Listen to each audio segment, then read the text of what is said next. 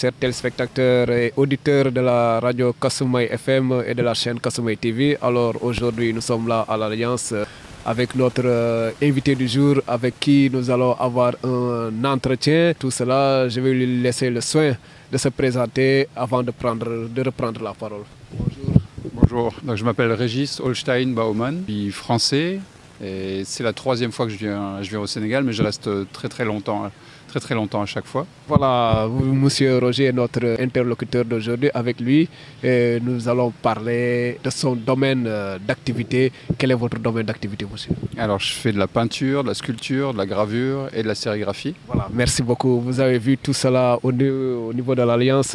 Certainement, vous allez le voir à travers les images et les réalisations que notre interlocuteur a eu à faire ici. Et il a parcouru pas mal de régions au niveau du Sénégal et aussi, on peut dire, au niveau international. Pouviez-vous revenir un peu sur votre travail que vous êtes en train de faire? Oui, la première fois que je suis arrivé au Sénégal, c'est dans le cadre d'une exposition à Gorée. En ce moment, j'expose des peintures et des sculptures à Dakar, dans le cadre d'une manifestation qui s'appelle le Parcours, qui réunit toutes les galeries de Dakar. Mais aujourd'hui, on est à l'Alliance française, je présente des illustrations qui sont faites sur le thème du Wolof. Le thème Wolof, donc vous comprenez bien le Wolof?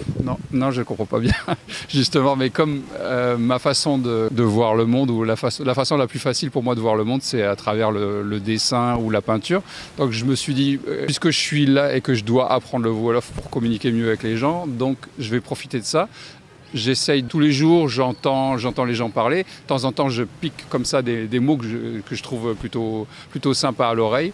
Je les prends et à partir de ça, je crée des images. Et ça me permet d'intégrer petit à petit les mots Wolof. C'est plus facile pour moi de voir. Déjà, ça me fait faire des images, ce qui est à la base est mon travail ou ce que j'aime faire. Mais en plus, du coup, ça me permet d'intégrer la langue plus rapidement. D'intégrer la langue, parce qu'à travers vos dessins, on a lire quelques expressions en Wolof, comme par exemple le yeg-yeg. Avec vous, nous allons faire un peu le tour de vos productions pour essayer un peu de montrer à nos chers téléspectateurs le message que vous êtes en train de lancer à travers ces écrits-là, même si vous ne comprenez pas notre langue locale. Mais comment faites-vous pour communiquer avec les gens, d'autant plus que vous ne connaissez pas cette langue, mais comment faites-vous pour communiquer avec les gens qui regardent vos différentes productions?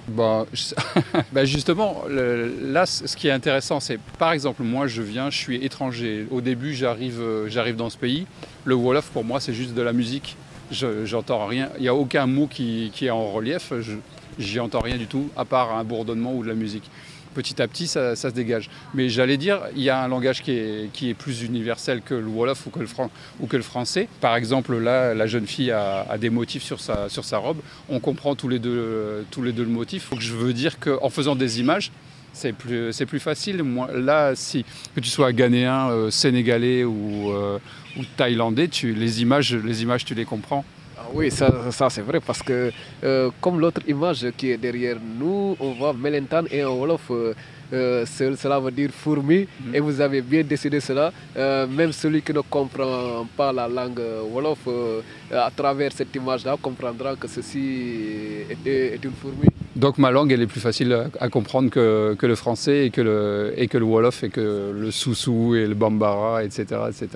Les dessins, c'est plus facile pour tout le monde. L'objectif est de faire comprendre à travers les images, l'expression de certaines langues.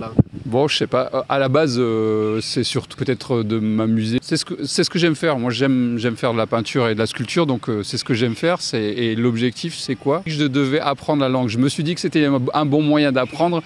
C'est-à-dire qu'il y a quelques fois, on a un objectif à atteindre, et ça me permet de réunir plusieurs objectifs en même temps. Déjà, je continue mon travail, je montre ce que je sais faire, je partage avec les gens, parce qu'à la base, une langue, c'est pourquoi? C'est pour partager quelque chose. C'est-à-dire que tu me poses une question, ou tu veux échanger un sentiment ou échanger une idée.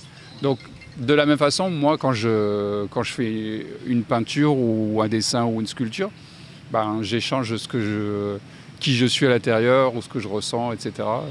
Voilà, donc c'est exactement la même démarche qu'avec une langue.